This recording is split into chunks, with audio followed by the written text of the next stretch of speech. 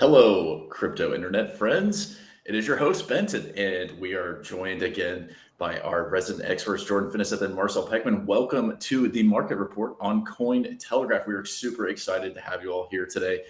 Jordan uses his background in psychology and human behavior to spot emerging trends in crypto. Marcel Peckman applies his 17 years of experience trading derivatives, options, and futures to the crypto derivatives markets.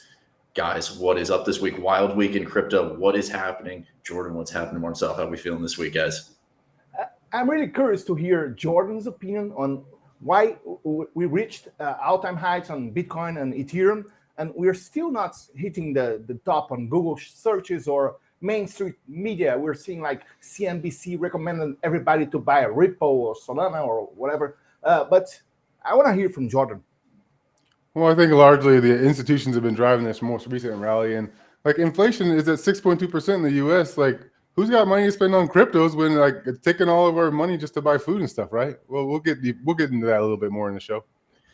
Got a lot of stuff to dive into today, and we want to welcome everyone from around the globe who's watching us. I'm actually coming live today from Lisbon. I was at the Solana Breakpoint conference this week. Awesome time. If you were there, give us a shout out in chat. I want to know if you were also in Lisbon.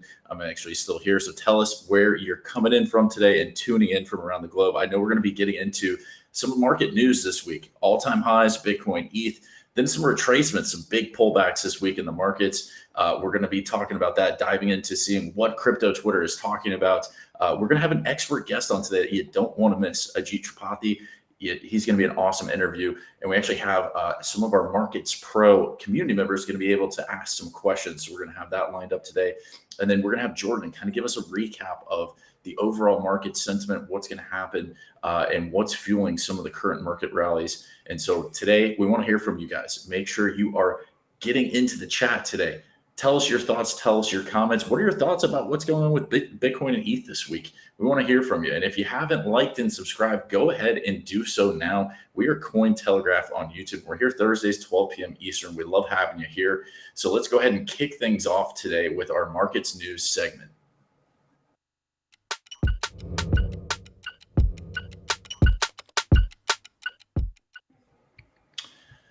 All right, folks, we are going to go right into crypto Twitter and let's kind of see what is happening out in the crypto Twitter space. So I'm going to go ahead and pull up little tweets of the week this week. Bitcoin is now more valuable than Tesla, Facebook, and is the 6th largest asset in the world by market cap. Next stop is Amazon. What do you guys think? Is Bitcoin going to surpass Amazon anytime soon? Soon? Eventually it will. Soon, that's a matter of how this bull market keeps going. What do you think, Marcel? I think it's destined to fight gold for the 10 trillion throne, but I don't see it happening over the next 3 or 4 months. Oh, touche. I see it happening before the end of the year. Once we have this market rally, let's see it. Let's do it. I want to see it surpass Amazon. Get rid of Bezos. Bitcoin's coming for you, buddy. All right, let's tune in for our next crypto Twitter tweet. This is from Cointelegraph. Did you take crypto cards here? That's what crypto enthusiasts in Asia Pacific region are saying because Mastercard is unveiling crypto-linked payment cards. Are you guys bullish on crypto payments? What do you guys think about these crypto payment cards going around? I don't call that adoption. The cryptocurrencies were made to work by themselves as a payment system. A store can offer, or someone can offer their service and charge Ethereum or Bitcoin and wherever. And the buyer on the other side simply needs to transfer the coins. I don't see how Mastercard or Visa or the ATMs are helping adoption. It's the other way around. Oh, I'm gonna have to disagree with you on that one, Marcel. Like, I get like we're the type that have read the Bitcoin white paper. We're like, yes, person-to-person money, but like, there's a reason that 50 to 70% of the population ain't in here yet, and they're not gonna come if they gotta go get a new wallet, memorize 12 weird random words and all this stuff. No, they are used to using their card. Let me pull out my card and swipe it. Let me pull out my card and swipe it. Wait, so I can do that with my Bitcoin now? I could get Bitcoin, put it on my card, and pull it out and swipe it? It's the middle ground. The only way that they're going to cross that, most of these people are going to cross that bridge is if they can use it in their way that they're used to using money. That's fake. That's fake because some gateway or payment gateway are going to sell your Bitcoin or Ethereum or Solana get US dollars and use this US dollars to pay Visa, Mastercard, or the seller or whatever. So it's fake adoption. I don't see why people would leave the actual fiat system because of that, because there's no benefit for them. It's called inflation, Marcel. Inflation. Don't bring that up. They're We're gonna be diving into that. So I can hold these dollars, and then everything I buy goes up, or I can hold this Bitcoin, and everything I buy goes up, but the Bitcoin goes up more. That's just a simple premise of what might actually attract them, and so they're holding it on their Mastercard. Again, most people won't want to hold cryptos in their own possession. Even a lot of people that are in it now and got a lot of cryptos, like, oh crap, I want to put some of this in a bank because man, stuff happens. And I know that's like sacrilegious and all, but that's just the way the world works. Yes. I'm going to kind of like settle in the middle here. I think the whole card stuff, I'm not a big fan of spending my crypto, especially Bitcoin or ETH. Like I just don't think it's like good for me personally. I want to spend fiat if I even have any of that because I'm all crypto. I don't want the fiat. Cash is trash, folks. Wake up. Quick, I want to take a quick second here. Shout out to the crowd. We got people tuning in from Indonesia today, Florida. We got people in Georgia, Kaltura. Love to see it. Thanks for tuning in today. We got Mata Miro. We got Joe in from Indonesia. Love having you here on the show. Thanks for tuning in. Tell us what you think. Are these cards, is it a gateway? Is it a segue between the traditional system and crypto? Tell us your thoughts. Let us know what you think. We want to hear from you in chat. I want to kind of move to a couple other tweets I saw. Bitcoin has crashed to prices seen not since last week. I thought this was kind of funny from Pomp. Again, we touched 69,000 earlier this week for Bitcoin, huge week. And then we saw massive retracement. Another big headline that we saw this week was Elon Musk now has over 1 billion in cash after dumping the Tesla shares. We're going to dive into this a little bit later. Which cryptocurrency should he buy himself the first ever trillionaire? What do you think Elon's going to do? We have an article we'll talk about here in just a second. But we want to hear from the chat. What do you think Elon's going to do? Is he going to buy Bitcoin? Is he going to get Ethereum? Let's find out. Well, I want to hear from the chat today. Let's see what you think Elon's going to do. So let's get into our first article this week. This is Bitcoin price briefly hit 69K all-time high before plummeting back to earth.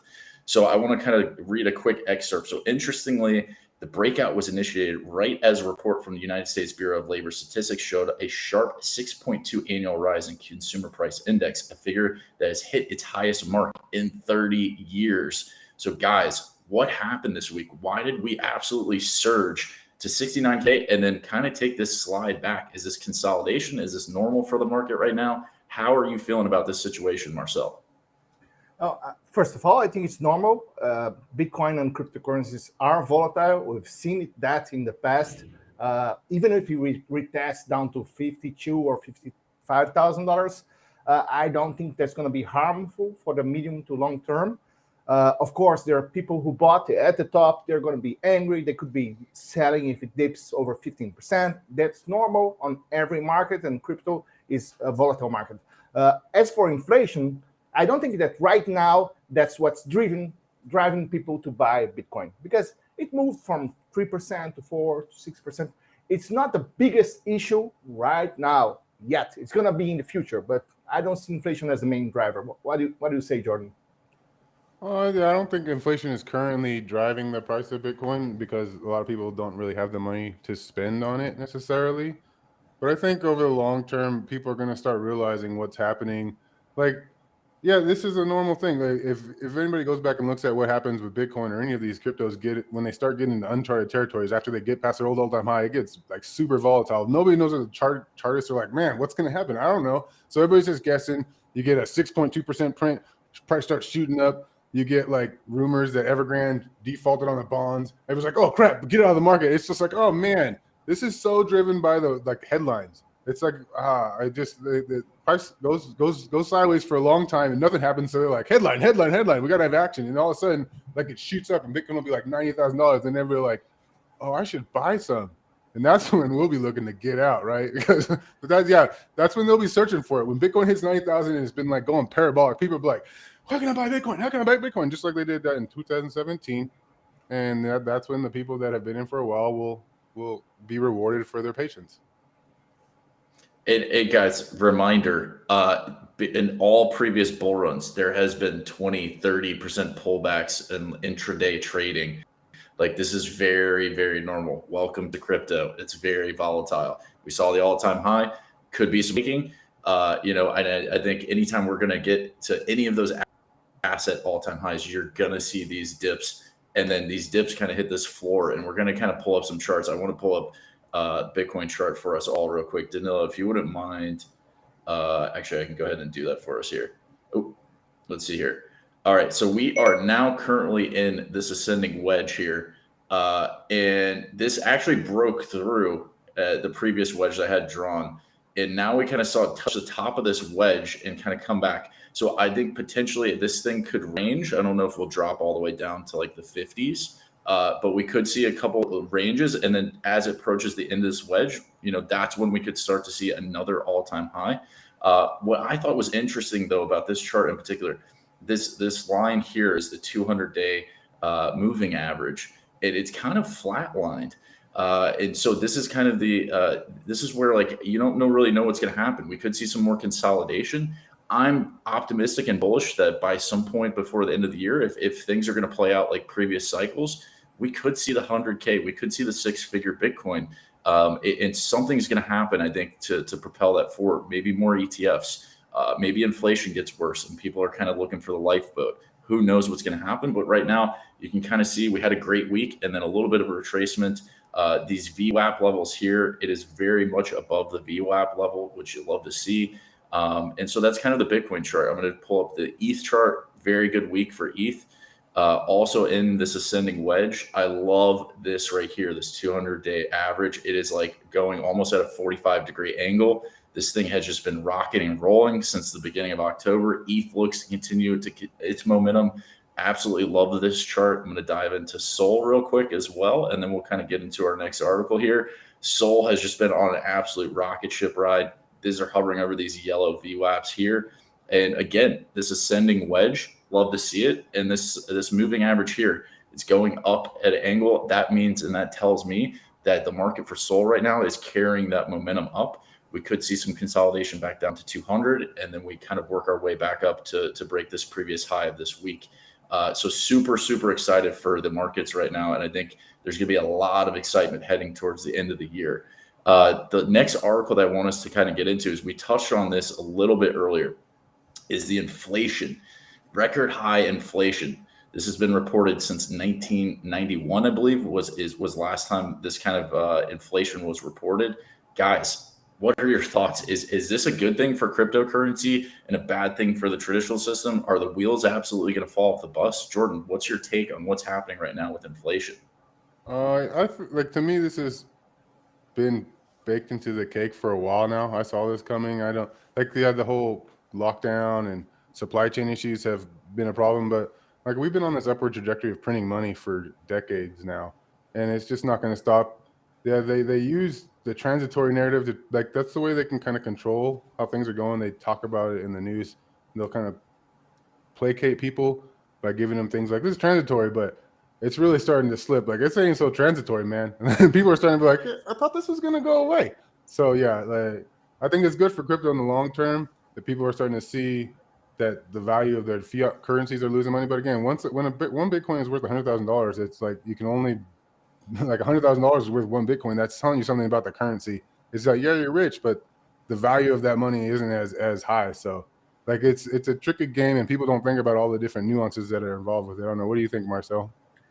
I don't think inflation is a big problem, even if you reach 15%, because if people are getting paid more, if there are more jobs out there, then it compensates for the other. The problem is when the suppliers have to increase prices because of higher resources and stuff, and freight costs from China. And when they raise price and the population say, well, I'm not going to buy this car for $25,000 if it was $17,000 2 months ago, then the automobile producer goes bankrupt.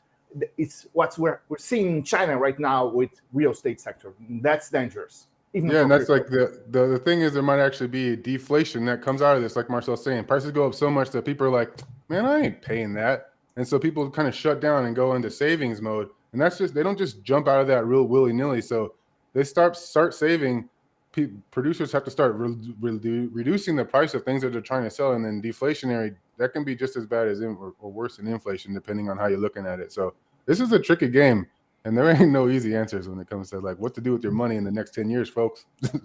True. So, all right. So, real quick, I want to touch on this topic because this has been like a trending headline: transitory inflation. Where is this narrative coming from? Obviously, the Fed has been saying this for months now. What does that even mean? Why are they kind of feeding us this BS and just saying it's transitory? Apparently, it's not, because it keeps happening month after month after month. Marcel, what is your take? If you wouldn't mind kind of explaining this transitory inflation. Benton, even if the inflation goes away in 2 months, once the price increases 6, 10, 20%, it's not going down afterwards, unless there's no demand for it. And that's the worst thing that could happen for a producer to have supply, stock, and don't have demand. So there's nothing transitory about inflation, because once the price goes up, it never goes down. Very good. I'm going to shift. I know we talked about this in the intro here. Elon Musk just liquidated 1.1 billion worth of Tesla shares. Let's pull this article up from Cointelegraph real quick, and then we're going to kind of shift things over. I want to know, what do you think Elon should do with his $1.1 billion of stock that he just sold? What are we thinking, guys? If you were Elon, Shiba and Doge, also, man. what do you think? What do you think he's going to do? Shiba and Doge. Shiba Doge. You think he's just going to pump Shiba and Doge with that cash? No, that'd be fun. Community, let's hear from you guys. Like, what do you think Elon's going to do? Do you think is he going to get all into Bitcoin? Is he going to allocate some of that? What do you think? If you had $1 billion in your pocket, what cryptos are you putting your cash into? Marcel, what do you think, man? I think he's gonna try to experiment some social thing, like to solve the hunger in Africa or to solve the energy crisis in some country. He's gonna do some social stuff. All right, fair enough. So we are super excited to have our guest on for today. So let's go ahead and bring him on today. Make sure you ask your questions and comments in our chat. If you haven't liked and subscribed, go ahead and do so. It's Cointelegraph on YouTube. Let's go ahead and bring on our guest for today.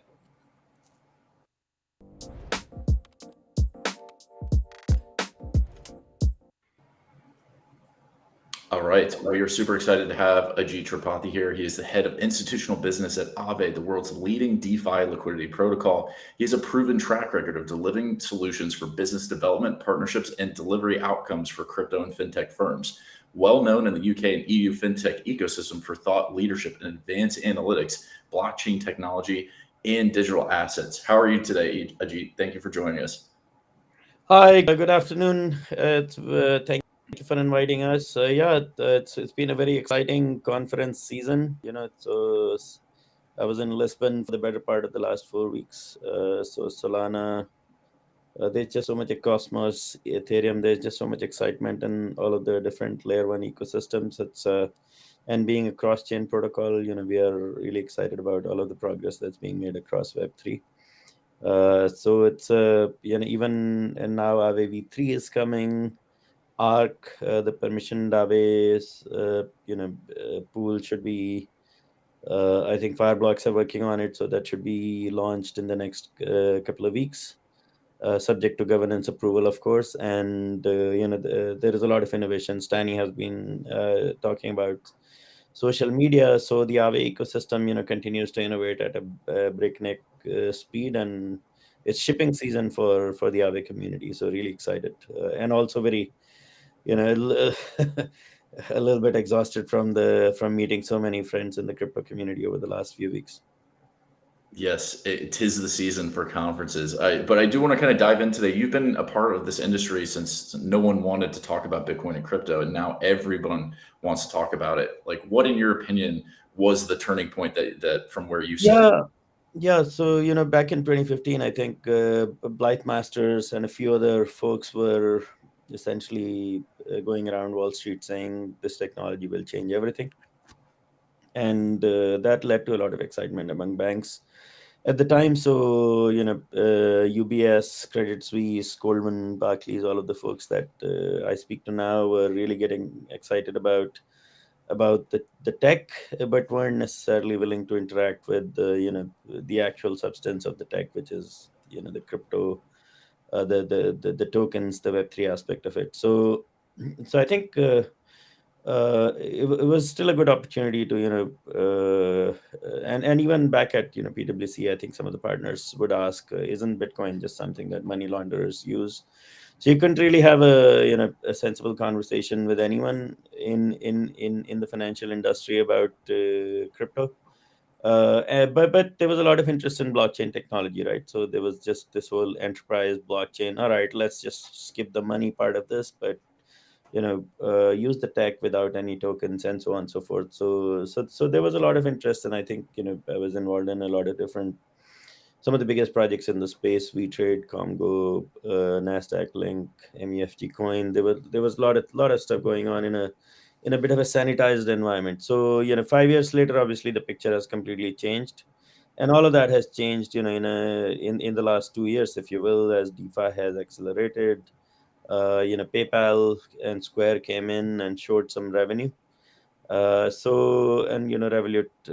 So I think with you can talk to financial institutions all day, but once they see PayPal, Square, and so on, actually Coinbase starting to generate revenue, but it's a completely different story, right? Then some of the conversations are no longer required, and people really want to find the opportunity to create value for their shareholders.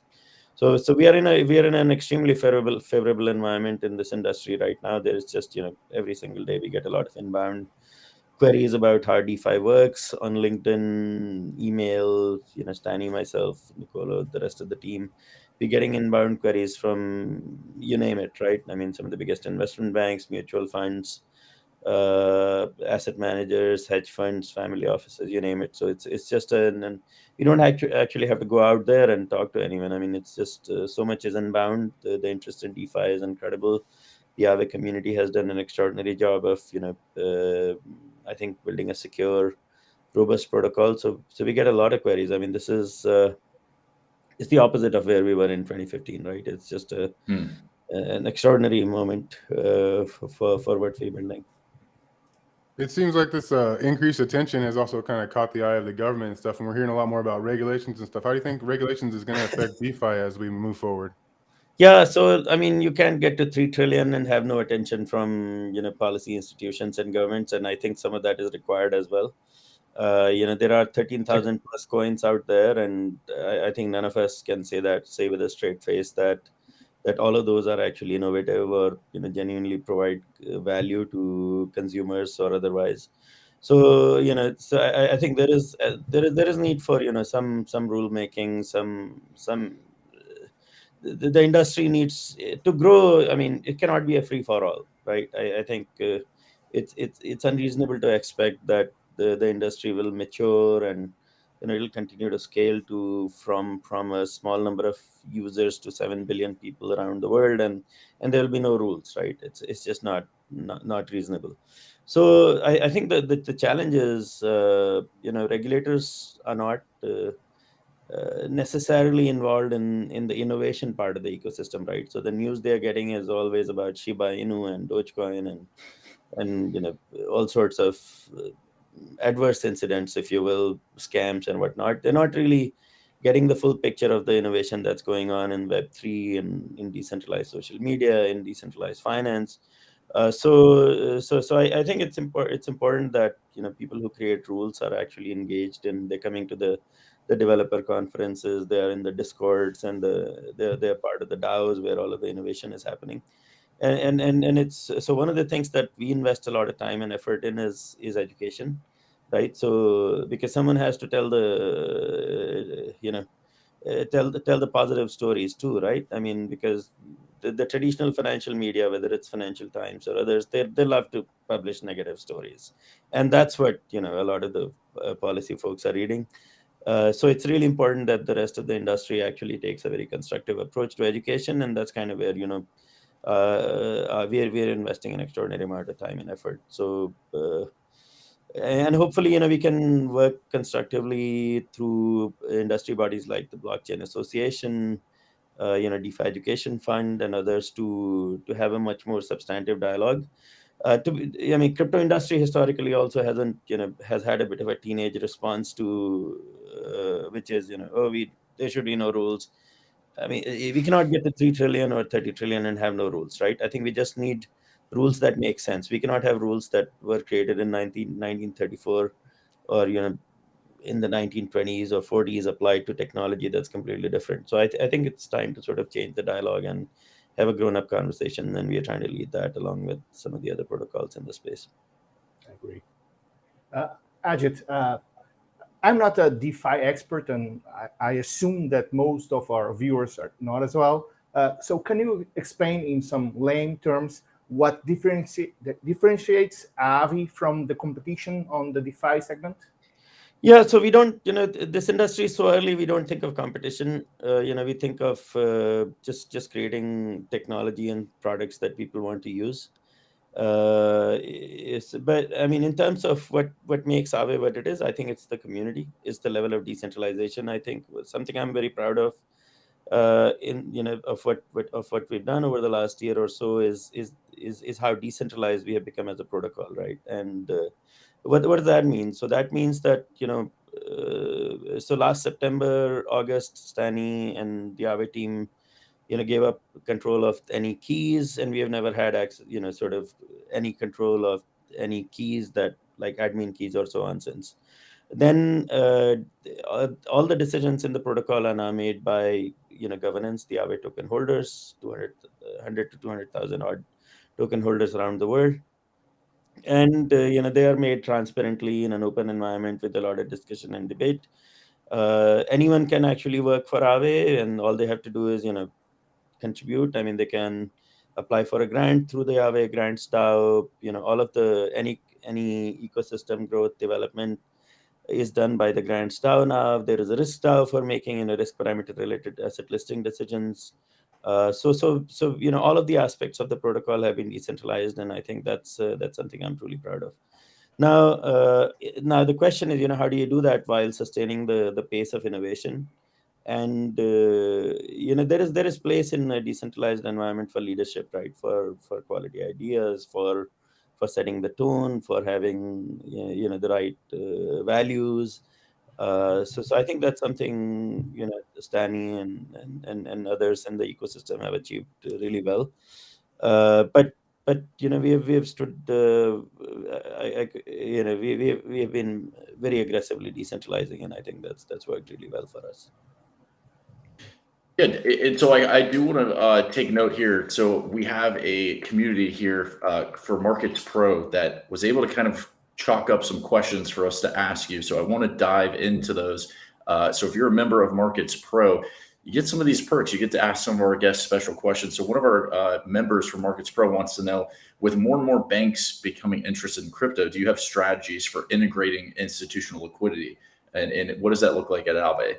Yeah, so one of the things we are looking, there is a bigger picture out there, right? So we're looking at something much bigger than that. So we think that what we're building is Web3 infrastructure. So if you look at fintech, right? Fintech has built really nice front ends. They built great user experiences, but what fintech hasn't done is change the rails, right? So it's just nice mobile apps on 20-year-old technology and brittle rails, credit card rails, and so on and so forth. So what we're doing is as a DeFi community, we're starting to build the backend of fintech, and the distribution of DeFi will still be done by fintechs and to some extent banks, maybe asset managers.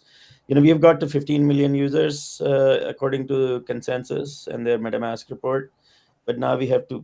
That's a very small fraction of where we need to be with 7 billion people on the planet, 8 billion apparently. So so that distribution needs to come from centralized entities, right? So but we're building the back end, the infrastructure, and the rails for that system. Now, if somebody wants to connect to Aave directly in a permissionless environment, they can do that. But if users are not able to do that, then we're launching So Fireblocks are currently working on the Aave Arc proposal, and that will essentially allow fintechs that need a KYC environment to connect to to an Aave pool and build their own products on top of that Arc market, right? So I think that leads to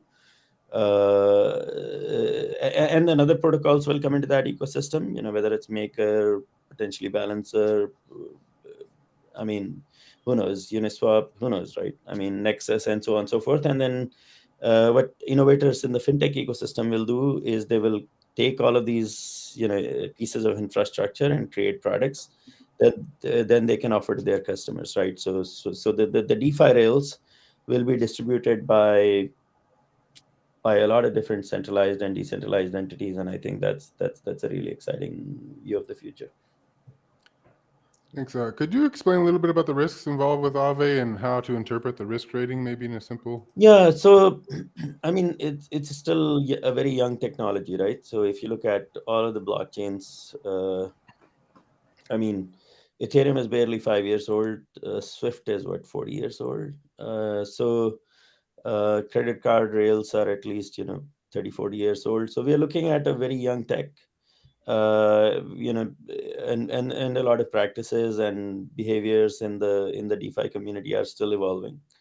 The tool set has matured a long way, right? I think now we have really good wallets, we have hard hat environments, we have developer apps, dApp tools like Tenderly, and so on and so forth. So things have come a long way from where they were in 2015 and 16, but there is still some technology risk in DeFi protocols, right? So that leads to certain exploits, attacks, and so on and so forth. Now with Aave, what we've done is we have the community has invested quite a lot in audits, right? So there are 5 different audit, some of the leading audit smart contract auditors that are always auditing the protocol on a regular basis.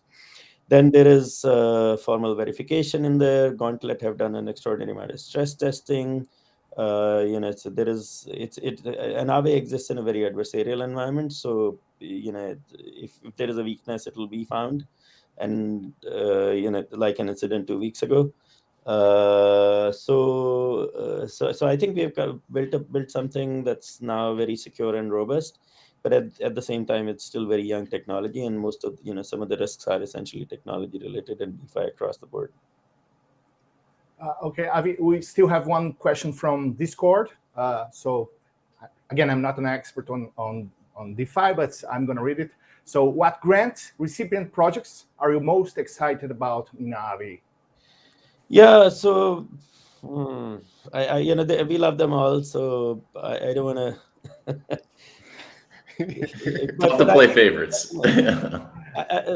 I would answer a different question that you didn't ask, right? Which is, what would I like to see, and what would we like to see as a team? I think what we would like to see is that is a scenario where let's say the future iterations of the protocol are done instead of, let's say, 40% by the core team, by the Genesis team, 95% of and eventually everything should be done by community, right? I think that's where we want to get to. So we are seeing some really interesting ideas around using NFTs in Aave as collateral. We are seeing some Gelato have done some really good work across in terms of building bots across different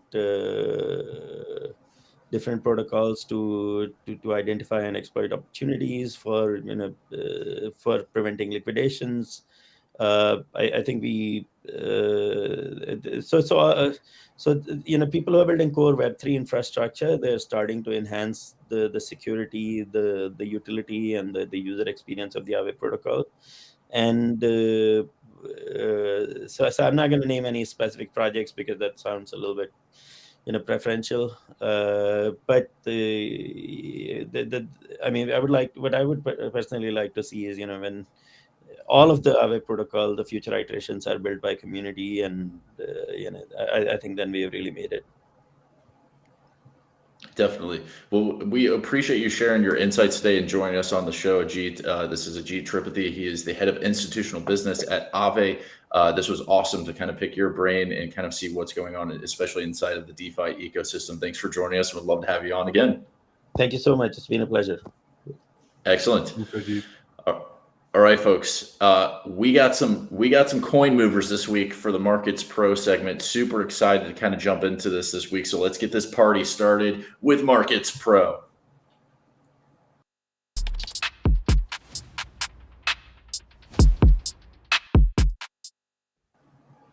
Yeah, it's Markets Pro time, folks.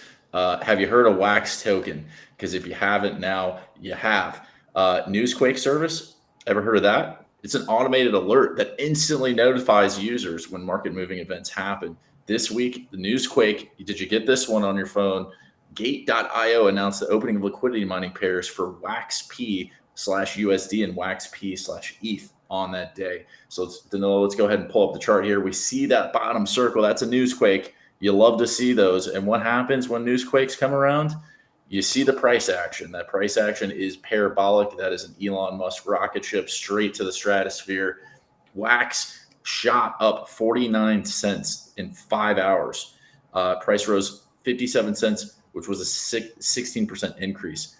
Absolutely stunning. Great to see that. We're going to move into our next coin that we watched this week. And you still want to keep your eyes on this one because for this coin, Coinos in particular, it was able to catch the Richter scale on our Vortex score. So if you don't know what the Vortex score is, a comparison between current market and social conditions and those in the past. So this week's top price mover was Coinos, which added 265%, folks. That's right. You heard it here. And the massive gains, they came after the asset flash and ultra high Vortex score. So we see Vortex score first circle all the way on the left of the screen, white line price action completely skyrocketed. Absolutely huge. The asset score touched 90, which is an awesome Vortex score. And several hours later after its debut, the price shot up all the way up to 86 cents. And it started at 22 cents. That's massive. So Coin's Vortex score still remains pretty high, suggesting that there could be even more movement to this spectacular rally. You may not want to miss this one. If you haven't tried out Markets Pro, you should, because that's the access that you get. And also, by the way, you get to ask our guests special questions. You get to send them in, and we'll help ask them in the community. So you get special perks for being a part of the Markets Pro program. I know Jordan's got some awesome stuff today. We got tons of questions to ask him. So let's kind of pivot right into Jordan's expert segment. Let's go.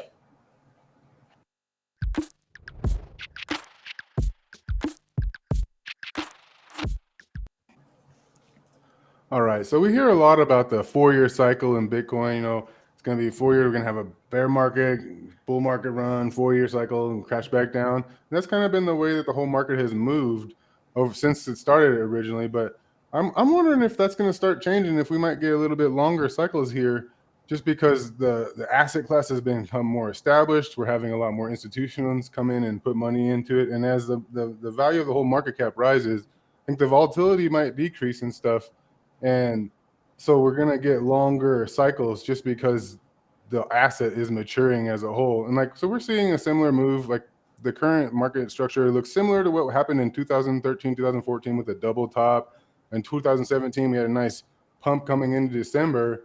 But I'm wondering if that's going to happen this time around, and if we might actually extend this bull run into 2022 as just we got things like ETFs coming out, El Salvador's accepting Bitcoin and stuff like that. I'm just wondering, do you guys think that we're headed to a longer market cycle here, or are we going to have a blow off top here in December and fall back down? Because I'm feeling like it's going to extend.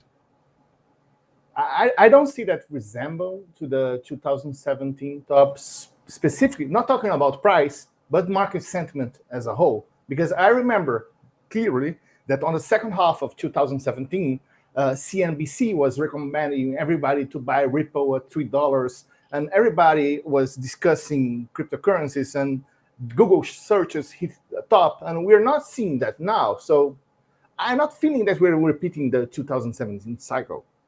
Well, that might be just my point. Maybe it's going to extend. Like, you're not seeing what we saw as we came into the end of that cycle last time. It's kind of dragging out some more. Like, there's a lot of other headlines we've been hearing: Shiba Inu, Dogecoin, all these new NFTs. And that's another thing. Oh, go ahead. Do you have something to say, Benton? Or you did? Like, Well, I was gonna say, for our audience, like I want to hear what they think too. Like, do they feel like this bull run is going to be the same as 2017, 2013? So, gonna ask that to you all watching today. I want to hear your thoughts. So, just real quick, I want to chime in with that to ask our audience. Give us your thoughts. Let's see, Cal Toro. Yep, exactly. I'm with Marcel on this one. Thanks for chiming in, Cal Toro. Love to see it.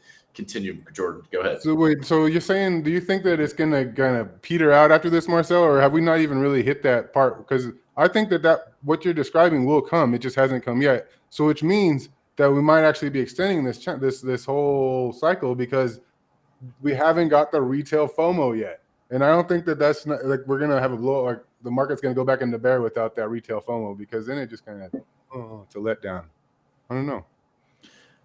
So I mean, this feels. I wasn't in crypto in 2017, but this seems different from all the homework and research that I've learned. There's a lot more institutions this go around, which I think could ultimately be a good thing or a bad thing, because you hear a lot of these companies that have Bitcoin on their balance sheet may have to rebalance their portfolios or their balance sheet at the end of the year for tax purposes. So we could see a big market correction heading into tax season at the end of this year to kind of reallocate, reposition some things. So it's going to be interesting, but I do think it's different because institutions are here. I have heard some chatter that they're going to kind of restructure the whole tax scheme, like starting January 1st. And so we might get this big old pump going into December because people are trying to get their last cash out before the regulation really comes down and they start taking taxes and stuff like that. That's one rumor out there, which could kind of lead to that. But again, whoever said that, Quentin Forrest, FOMO has not happened yet at all. And that we're not going to have the end of this cycle until FOMO does happen. And that's my opinion. What do you guys think? Yeah, I don't see FOMO in any perspective. Yeah, Dogecoin and Shiba, some of the altcoins skyrocketed, but this always happens when Bitcoin stagnates for a little bit. It forms the top and goes down. Altcoins go up, but we're not seeing a FOMO on the crypto as a whole. What do you say, Benton? I think so. I want to pivot to Quentin's comment real quick. So institutions are buying in private and flooding the market. I do want to caution everyone. Like, the mainstream media, you hear, you see like the big banks starting to kind of think about crypto and start to get involved. It's like I also feel like there's narratives that sometimes the mainstream media push because they're having their strings pulled from some of these big influencers or special interest groups, if you will. And that could also affect the markets, and so they could be trying to get in at lower prices because they know this retail FOMO is coming. And so I think it's going to happen by the end of the year, and it's going to be a matter of time.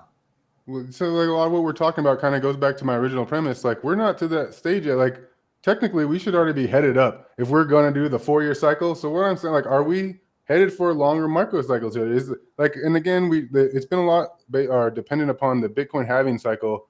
And I'm kind of getting to the point where it halves again. There's so little actual Bitcoins being produced that they're not going to have as big of an influence. That cut in half is not going to have as big of an influence as it had in the past, just because so many of the circulating supply is already out there that we're going to kind of move into a different phase of the whole market developmental cycle and get longer cycles. And it could also be just issues with COVID, lockdowns, all these different things that have maybe extended this current cycle. But I think it's going to be a trend that extends in the future, and they're going to go from 5 years to even longer as the whole asset class develops.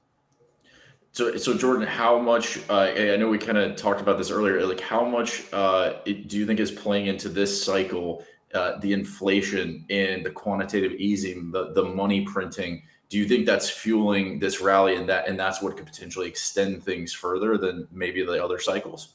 Yeah, it kind of like it was back when March 2020, market tanked because of COVID, and then they started like stimulus, and like boop, here. That was like literally $6,000. It was $6,000 in March 2020, and here we are 10x. Bitcoin did a 10x. Like, yeah, inflation is having something to do with it. I saw something today. If you put your stimulus check into Bitcoin, a $1,200 stimulus check, it is now worth $12,000. That's crazy to think about.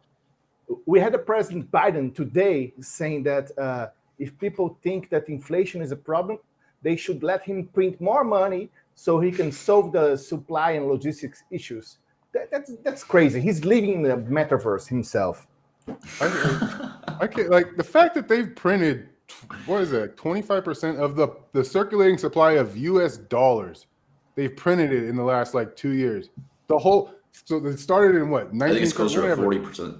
Yeah. So that, like, thank you for yes, that's ridiculous. Yeah. Like, and now they're like, let's drop a $1.75 trillion bill. Let's do another few trillion. It's like, man, this isn't gonna stop. Like, I don't see when people are gonna wake up and realize they're not gonna stop doing this. Maybe we shouldn't hold dollars. So is that infrastructure bill that got passed in the House and Senate here in the States, is that going to fuel crypto? Is that a good thing for crypto? What are your thoughts on that? I think it's just going to push more people to be like, man, I ain't holding these dollars in my bank. That's ridiculous. What do you think? Let us know your thoughts. People watching today, what are your thoughts? Is that going to fuel rallies? Or what are your thoughts about the institutional or the infrastructure bill? Marcel, sorry, go ahead. I think it's the tale about the frog in the hot water, the hot pan water. If the water goes hotter a little bit, it's gonna kill the frog. He's not gonna perceive that he's getting killed. You know, I need to verify this, but I was reading somewhere that, like, even that original frog study wasn't true. They had to mess with the frog's brains. Like, they had to, like, cut something out so that they wouldn't jump out of the water. Like, they had to mess with their minds first to keep the frogs to stay in the water, and then they did. So it's like, I don't know. Like, again, I like, my background, especially as a behaviorist, the father of behaviorism taught 2 students, and one of them went off to do propaganda, and the other one went off into the military. So let's just pay attention to how we're getting our information from folks, and realize they don't always have pure motives when they're giving us headlines and stuff. So we need to kind of do deeper research on our own from both sides of all situations and kind of come to our own conclusion of things, because we're heading to a world where you're going to have to take more responsibility for yourself and your life, because, like, the government ain't going to be doing it, because they can only print money, and that runs out eventually, or that ability loses its value soon. Shut it down, man. Nobody's going to top this conclusion. That was... I love it. I think that's a great ending point. Cal Toro, great. We're more dumb than frogs now. We're apes. All right, Mike, we do have a couple. We have a question that came in from Twitter earlier this week. So if you have any questions, we're going to open the floor. Make sure you type them in the chat. One question was they wanted to know from Bitcoin Horace. He wanted to know more about Shiboshis, the official NFTs on Shiba Inu.